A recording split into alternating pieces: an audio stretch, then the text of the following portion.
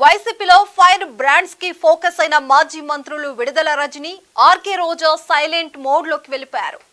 ఆ ఇద్దరు వాళ్ళ నియోజకవర్గంకి జనసేనానికే కాదు మీడియాకు కూడా ముఖం చూపించటం లేదు. రోజా అప్పుడప్పుడు వీడియోలు రిలీజ్ చేస్తున్నా రజని మాత్రం బొద్దిగా నల్లపూస అయిపోయారన్న టాక్ వినిపిస్తుంది.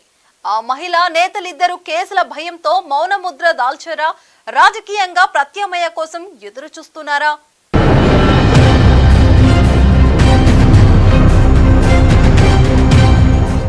మాజీ మంత్రి ఆర్కే రోజా తనను 2 సార్లు గెలిపించిన నగరి ప్రజలకు కనిపించడమే మానేశారు.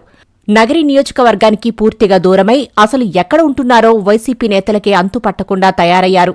ఓడిపోయిన తరువాత 1కి 4 సార్లు మాత్రం తిరుమల వచ్చి శ్రీవారిని దర్శించుకుని వెళ్లారు.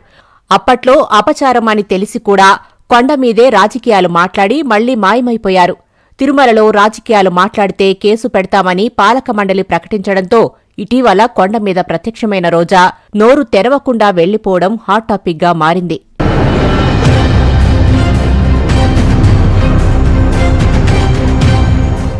రోజా మంత్రి అవ్వాలన్న జీవితకాల కోరిక తీర్చుకున్నారు. 2 ఏళ్లు మంత్రిగా పనిచేసిన ఆమె తనను 2 సార్లు ఎమ్మెల్యేగా గెలిపించిన నగరి నియోజకవర్గ ప్రజల్ని పూర్తిగా మర్చిపోయారు. ఎన్నికల ఫలితాలు వెలువడగానే ఆమె సెగ్మెంటుకు దూరమయ్యారు. ఆమె ఎక్కడున్నారో ఎవరికీ అంతుపట్టనప్పటికీ ఉనికి చాటుకోవడానికి అన్నట్లు అప్పుడప్పుడు మీడియాకి వీడియోలు రిలీజ్ చేస్తూ హడావుడి చేస్తున్నారు.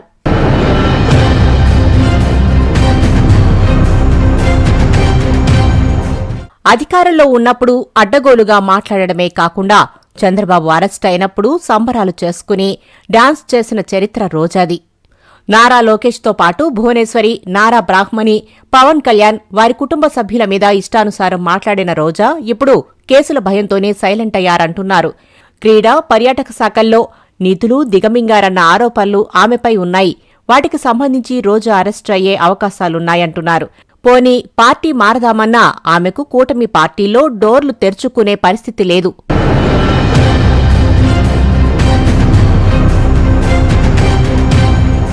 తెలుగుదేశం పార్టీతో పొలిటికల్ ఎంట్రీ ఇచ్చి వైసీపీలోకి జంప్ చేసిన విడుదల రజని ఆ పార్టీ తరపున 2019 ఎన్నికల్లో చిలకలూరిపేటలో మాజీ మంత్రి ప్రత్తిపాటి పుల్లారావుపై గెలిచి సంచలనం సృష్టించారు.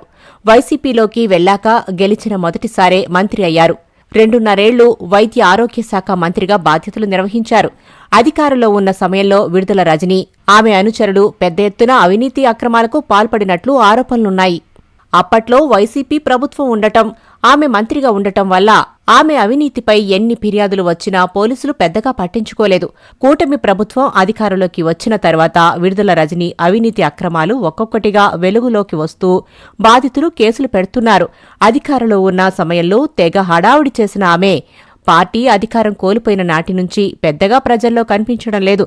చిలకలూరిపేట ఎమ్మెల్యేగా ఉన్న ఆమెను జగన్ ఎన్నికల ముందు గుంటూరు వెస్ట్కు మార్చారు. తిరిగి ఆమెను చిలకలూరిపేట ఇన్ఛార్జిగా నియమించినప్పటికీ ఆమె ఏ నియోజకవర్గంలోనూ పార్టీ కార్యకర్తలకు అందుబాటులో లేరని వైసీపీ నేతలే చెబుతున్నారు.